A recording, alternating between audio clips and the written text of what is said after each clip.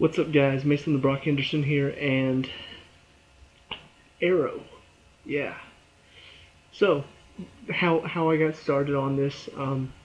If you ask me, Marvel or DC at this point, it really depends on what you're talking about. Because if you're talking about movies, I mean, Marvel's just got it down pat, while DC is trying to rush to catch up. And I mean, Batman v Superman should be good, but the latest trailer looks just they're giving away so much. It just seems like they're desperate to catch up to what Marvel's doing right now. Video game wise, though, Marvel really doesn't have a video game out right now. Like they have a couple, the Avengers Assemble games or something like that. But the most Spider-Man was probably the only real Marvel game that we were getting. Whereas DC, I mean, Injustice was amazing. The Arkham games are incredible. Probably they're my second favorite game series, but probably one of the best game series of all time. Uh, without my personal opinion involved. But when it came to TV shows, I really didn't think it was fair because I've seen Daredevil and Jessica Jones and Agents of Shield and Agent Carter. Agents of Shield is like my number one favorite TV show just because the characters are amazing. The story ties in with the movies, which I think is incredible. But as far as DC, I saw Gotham, which, it's Batman, so of course I want to see Gotham. I love Batman. And honestly, that's what DC has going for them right now, which I appreciate the fact that they're trying to say, okay, yeah, Batman's awesome, everybody loves some Batman, but let's try to bring in some other characters. Supergirl, I've been doing reviews on, and it's not that great, but it's getting better. But everybody kept talking about how amazing Arrow was. And even some people are still talking about how great it is. And Flash, too. They keep talking about how great Flash is. And I just... See, first of all, the CW is what it shows on. And I just... The CW? What? It's one of those TV shows that I'm not really... Or TV channels that I'm not like, oh yeah, I'm just going to flip over to the CW and watch this. So... I didn't, I haven't gotten around to watching it. I've seen it's on Netflix, but I've been like, I don't know, whenever I watch Netflix, most of the time I'm watching it while playing a game or something. And so I'll turn on something that I don't really have to pay attention to. Maybe it's something I've seen before and I'm rewatching, or just something that, is fun to have on. How I Met Your Mother is one example. I could just put it on and start anywhere and just enjoy it. So I didn't really want to start Arrow or The Flash until I was ready to actually sit down, pay attention, and see what's going on. And I wanted to do a review on it too, kind of like what I did with Agents of Shield, with the season 1 and 2 reviews. I did half of one season, half of the second half of that season, and then that's how I did my reviews, and that's kind of how I'm going to be doing this. Of course, the mid-season finale for this is 9. There's 23 episodes, so I think I'm gonna do like 1 through 9, and like 1 through 8 or 10 through 18, and then like 19 to 23. So, but yeah, so Arrow. Just gonna start off first talking about the things that I did not like, just because they're fresh in my mind, and this.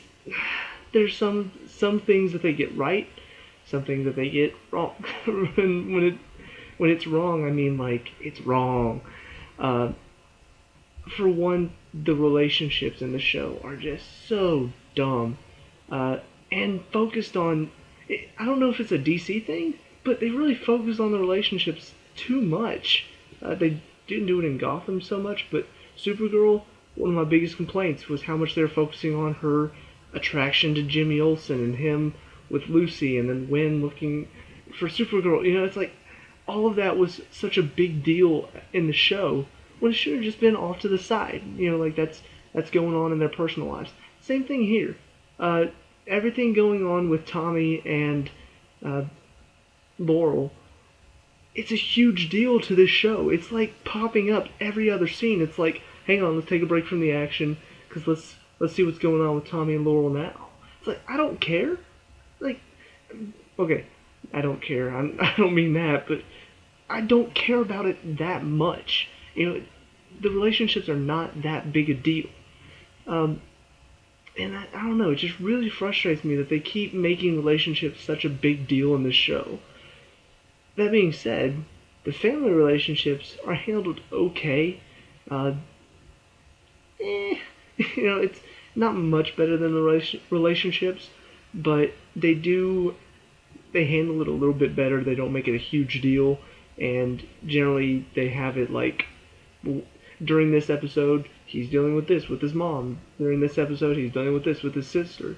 The one problem I am having with that though is that the sister we keep having the same argument over and over. Like they'll have this little, she finally understands that she's wrong. He understands that he's wrong, and they have a little makeup session. And then the next episode, they're fighting again over the same stuff and have the same makeup session at the end of the. It keeps going back. Like she. Maybe it's just me. Maybe I'm not paying attention, but they seem like they're fighting over the same things over and over again. And yeah, they're brother and sister. This would actually happen, but this type of stuff is like I don't know, like you normally don't fight over the same exact stuff 2 days later. Like once you resolve it, it's resolved. She realizes that she was wrong. He realizes that he was wrong. Let's fix it. Okay, we're fighting over it again. They don't handle that well. Another problem I'm having. Everybody is just too attractive. I know it's a weird thing to say, but they are. Like they just it seems like every single part, every single role in this, they're all attractive people. And yeah, you can make the argument, well, they're all rich, but even the nerdy IT girl, like she is attractive. Like you just put glasses on this hot girl and like, oh yeah, she's a nerd. No, no, that's not how things work. I mean, look at NCIS, Abby Shuto. She's not ugly. She's pretty, but she's goofy and she's all tatted up. She looks unique, but she doesn't look like super hot. Like she could be a model because she's not supposed to be. She's supposed to be the nerdy IT girl that if you're not like this super upper class, you could get along with her. The IT girl they have in this one, yeah, she acts goofy from time to time, but when you look at her, you're like, you're just a hot girl with glasses. You're not a nerdy IT girl to me. Like, you don't look the part. The family, okay, they're rich. I can understand the fact that they're all attractive. That makes sense. But, Laurel is attractive. Her business partner is attractive. The daughter, what's her name? Helena. She was attractive. It's like, and obviously I can't speak for the men because I don't judge men. It may sound weird to some people because I know some guys will be like, yeah, that's my man crush. I don't have one. I have guy pals, I guess. I don't know. So I can't really judge the men. So if there are any ladies out there that watch this show, maybe tell me if I'm right about everybody's attractive. But as far as the women go, almost all the women that I've seen in this show are attractive. Too attractive. This is not real life, people. And if you want to make a show, try to make it a little bit realistic. It's not. Um, so that's another issue I'm having. Couple of the other issues I have are story related, just individual things. One in particular was this is kind of going back to the relationship stuff, but everything that did happen with Helena. Some of it was good, some of it felt needed, some of it was a little cliche, but then how it ended was just so dumb. Like she suggests, why don't you two join us? And then Laurel's just like, yeah, let's go sit down with them. And then at the end, she's upset with Oliver, even though she's the one that suggested they sit down together. I'm like, wait a minute, hang on. Why is she mad at him? She's the one that suggested this. Why is she mad? That doesn't make any sense. Like she got mad at him for something that she suggested. And this is just more bullcrap relationship drama that. Not only is it bullcrap relationship drama, now it doesn't even make sense. Like now they're putting in dialogue that doesn't fit the story. I don't know, that really bugged me. And then the whole thing with Thea and Tommy, and that one episode where he's like, so there's this girl that I really like and I want to, and you could just see by the look on her face, it's like, oh, this is gonna be one of those stupid things where she misunderstands, she thinks that she's the girl, and then she finds out later that, oh no, it's her. And then they do the stupid thing where like the perfect guy is talking to the girl that he wants. I'm like, oh great, so now they're doing the she wants him, he wants her, she wants this guy.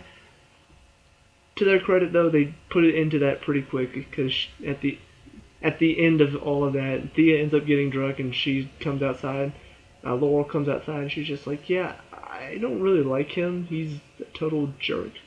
So they didn't take it farther than it needed to go, but it was still dumb to have it in there in the first place. Um, so yeah, that was frustrating. I'm trying to think. I think there was one more thing that I did not like. Oh, Biggs. I like not Biggs himself, but the decisions he's making. Like it feels like he's gone back and forth, kind of like Thea. As far as her arguments with Oliver, he's gone back and forth like 10 times. As far as, oh, I'm gonna help you out. I can't do this anymore. I'm gonna be there for you. No, I can't be there. He's just. It feels like every single episode he is fighting against Oliver, and what.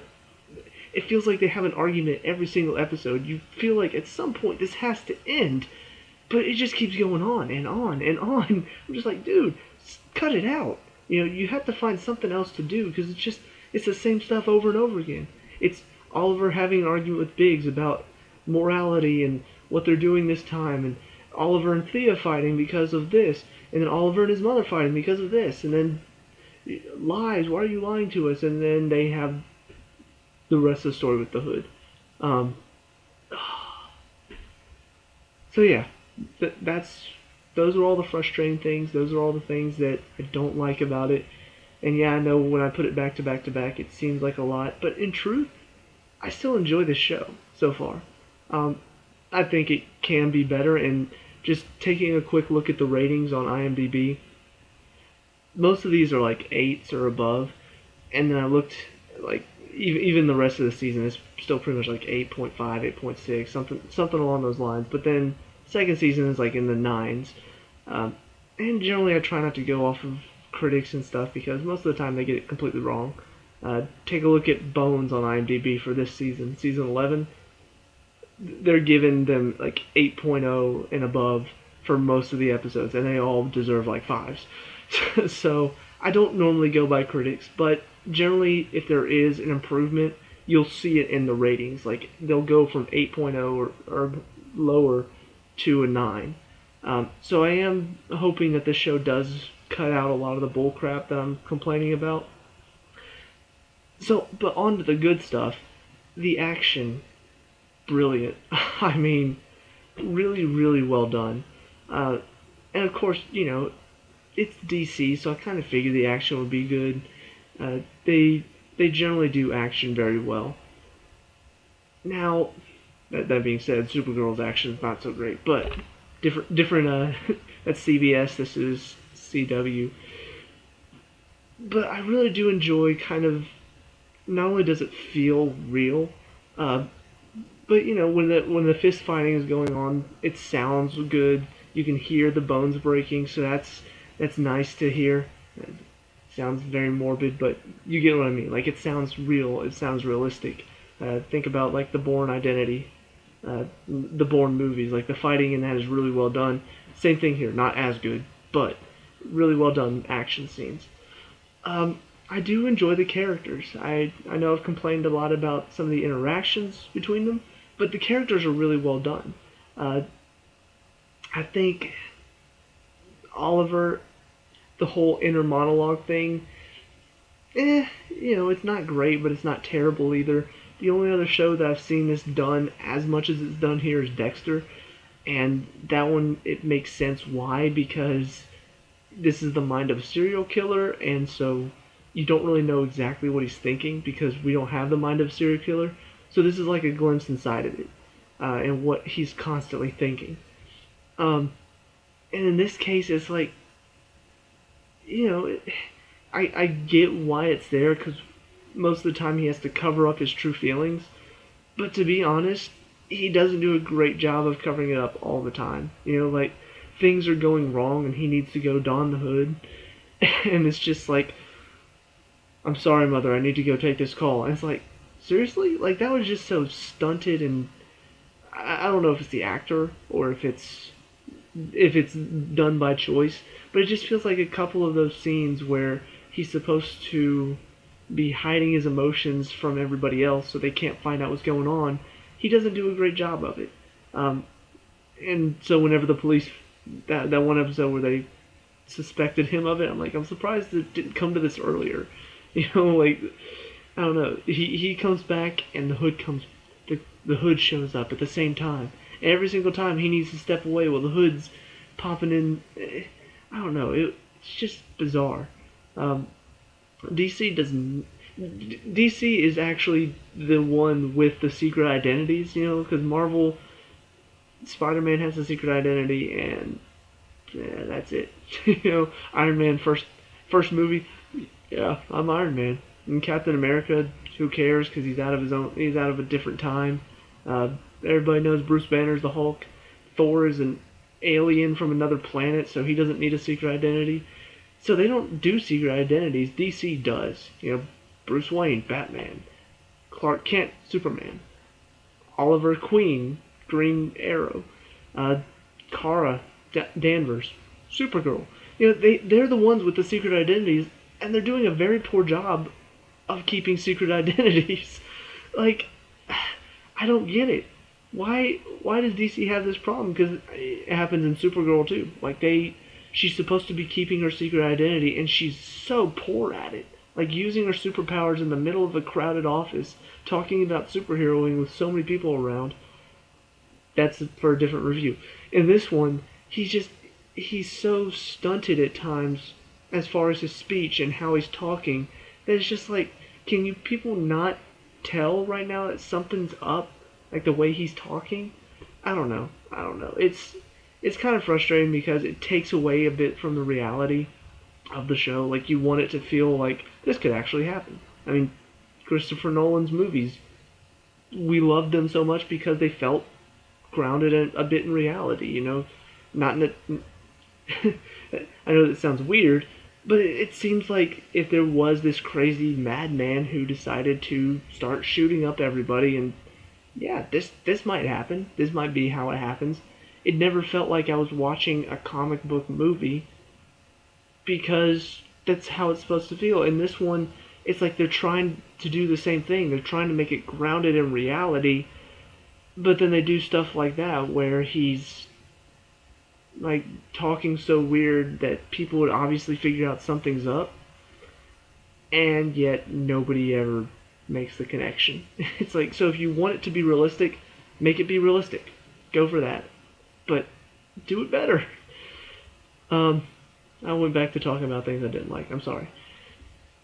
Anyway, but other than Oliver, the rest of the characters are very interesting. I think they played their hand a little too early. They did this in Supergirl too. I don't know why I keep making comparisons, but the mother at the beginning, in the very first episode, you find out that she's involved with all of these people on the list, and it's just like, why? They did it with Supergirl's aunt. Like in the very first episode, you find out that the main bad woman, it's her aunt. It's like, you could have kept that to yourselves for a few episodes at least. Give us a bit of a build up. Give us a bit of a, okay, so I'm getting to know these characters. Oh, it's her aunt. That's interesting. And the same thing here. I barely gotten to know these characters. What I did get to know of Oliver before we found out about the mom was like, okay, I don't really care at this point. And that's like, first of all, it takes away from the mystery. Like if there was somebody involved, and it's just like, oh, who's behind the curtain? It would make you feel a bit more. For instance, Tommy's dad. We saw this guy. We saw him interacting with Oliver's mom, and we're just like, okay, so this is the main bad guy. This is the bad guy we want to watch out for. And then Tommy's like his credit card gets canceled. He comes up to see his father. he's fencing. He takes off the mask and it's him. It's like, oh, okay. And it was like seventh or eighth episode. I think it's the seventh episode. So we actually felt something because we got to know Tommy. We got to know him. We got to love his character. And so when we find out his dad is the main bad guy, it's like, okay, see, I actually care now. As opposed to we just got to know Oliver. His mom is the bad guy. Okay, I don't really know him that well, so I don't know why I should care. Um, so I don't know. I just wish they would hold on to that information a bit more. Build up the mystery. You don't have to throw everything at us to say, hey, love the show right now. See, it's got family drama and all this crap going on. You want to watch? I want to watch anyway. I'm intrigued. Just give me a bit of mystery. That's all I ask. Um, let's see. The sister, she's okay. She mainly feels like she's just there to be kind of like I said, an argument for Oliver to have. But she's a good character. Tommy and Laurel really do enjoy them, even though their relationship drama gets way too pushed into the show. Laurel's dad, the cop, first of all, made it feel a bit like Spider-Man as far as, like you think about Gwen Stacy, Peter's love, and then her dad was a cop. Kind of felt the same thing here. Like Laurel was his love, and her dad's a cop. And then you got the whole Batman thing because he's a vigilante, and then you've got Assassin's Creed because he kills people. I don't know. It was kind of weird first episode because it was like, okay, so he's kind of like Batman, and he still started killing people. I'm like, okay, he's not like Batman. And that's, I guess, the next thing I'll talk about. I do enjoy the fact that it's not like any one thing. Like you think about Supergirl, she's pretty much like Superman, so you can make the comparison. When you think about Arrow, though, and you think about him, you want to make the comparison to Batman because he's just a man that's rich and has these gadgets and has these abilities after years and years of training. But he's not like Batman because he kills. So it's like taking something that we expect and then putting a twist to it and saying, but not exactly. Yeah, he kind of seems like Batman just a bit, but not really, because he kills people. So he's not hindered by, obviously he doesn't just kill to kill. He only kills if he needs to. Like if guys are shooting at him, he'll kill them. Whereas Batman would like disappear in a puff of smoke and then take them out from behind and knock them out. So once again, it's something that does not need to be talked about because that's always a major plot point whenever you have any sort of Batman is do you kill or do you not? In this one, that's not going to be an issue because he's already decided, look, I'm only going to kill if I need to, but I am willing to kill if I need to. So that's interesting. As far as the story, like I said, relationships, bullcrap, all that stuff, too much involved. But when you finally when you start to learn about him, you start to learn about his plan and the list. Really, really well done as far as cutting back to the island and showing a bit more of the story each time. And every single time we learn a bit more of that story, it seems like it's connecting into the episode, which I love. Like, they did that very well. Because it could have just been, we'll tell you this piece of the story that's relevant here. Now we'll tell you this piece of the story that's relevant here. Now we're going to go back and tell you this piece of the story that's relevant. But no, they're telling a continuing story through each episode, and yet it still feels like it connects in some way. Very clever writing, in my opinion. And so I wish that would be more of the focus. Take away from the relationship stuff, because that's getting old, and every single time it's on the screen, I just want to fast forward. Which of course is on my laptops. Fast forward. Let's see.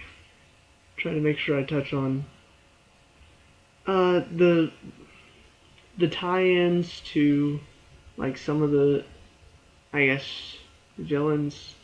I don't know. Because you had Deadshot in there, but then he died, which I thought was weird because Deadshot's a main DC villain, I thought, and now he's dead. Um, so much for tying movies together and stuff. Which, of course, you can have another guy pop up and be like, "No, I'm Deadshot," and now he's killing people. But he did seem like the Deadshot that I know. He's got the thing over his eye. He's got the gun, the wrist gun, which is pretty cool to actually see in action.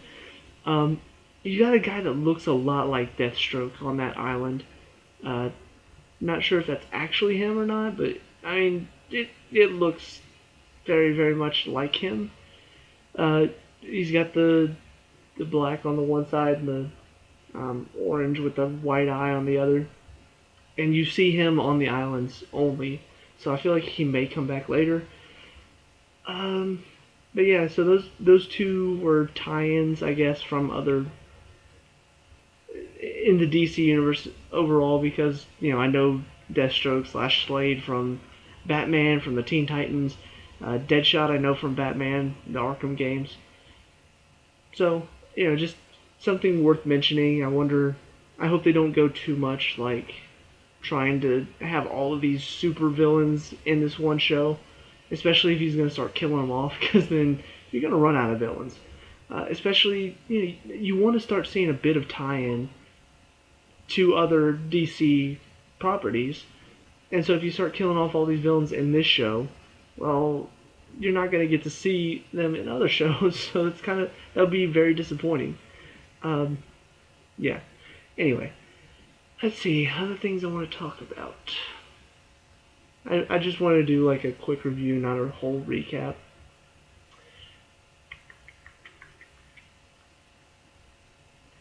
That's pretty much all I really wanted to touch on. I guess I'll talk about the mid season finale for a little bit because it was pretty good, but once again, there's still stuff in there that I feel like you still got Tommy and Laurel relationship stuff going on. You still got Laurel trying to figure out, do I actually still care about Oliver or not? That whole stupid story going on. Um, and then once again, they've got the being pissed at Oliver for something, even though it seemed like they were okay. Even in this episode, like it seemed like they had worked through something in the episode just to later have them arguing again. It's like, figure yourself out, please.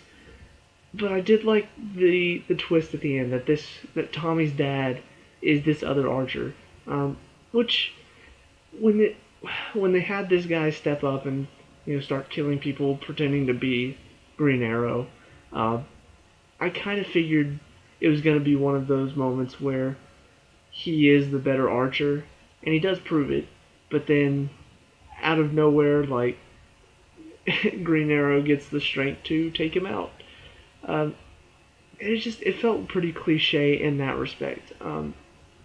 Just because like I've seen it before where he bested him, and then at the very very end, he like now let's see who you really are, and then he like takes a knife and stabs him, and then hits him once, and he's down, knocked out. It's just too easy. It's way too easy. Um, but like I said, it was very interesting to see. Oh, it was Tommy's dad. Wait, what? He, what? He's Beast with an arrow? And then of course you've got other stuff building up to the next half of the season. You got Walter being kidnapped by the guys, and he's been figuring out more and more about Oliver's mom and how she's involved with this list of people. Um, yeah, you got a good bit of setup for the rest of the season, and I really don't know where they're gonna take it from here because the truth is they could go kind of like the Blacklist where the whole show is based around getting everybody on the list, or they could resolve this list conflict in the first season and have the rest of it being Green Arrow figuring out his identity after the fact. After he's finally completed this mission that his father put him on, well, what does he do after that? That would be very interesting to see, and I hope that's where they take it because that would be nice to see. I don't know, like, because first of all, the little book is pretty big, so I doubt he'll get through everybody in the first season. But if you could, I'd like to see it. I'd like to see where they go on from here. But yeah, like I said, it's good. It's just it could be a lot better. They just got some stuff they gotta fix. I've already given my spiel on that. But yeah, I'm gonna hope to see what everybody's raving about with Arrow, and then after that, hopefully go on to Flash and find out what everybody's raving on that too. So that is my first half of the first season review. Let me know down in the comments if you agree, disagree. We'll talk about it, discuss it.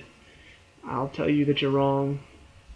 Just, it's fun. It's the internet. I don't care.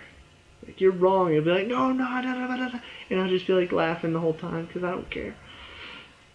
I'm sorry, I get like this when I'm tired and it is late. Like and subscribe if you want to see the rest of these reviews as I get through them on Netflix. And check out my other videos. I got a lot of TV shows that I watch, and it makes me tired thinking about it. I think I'm gonna go to sleep. Yeah. Good night.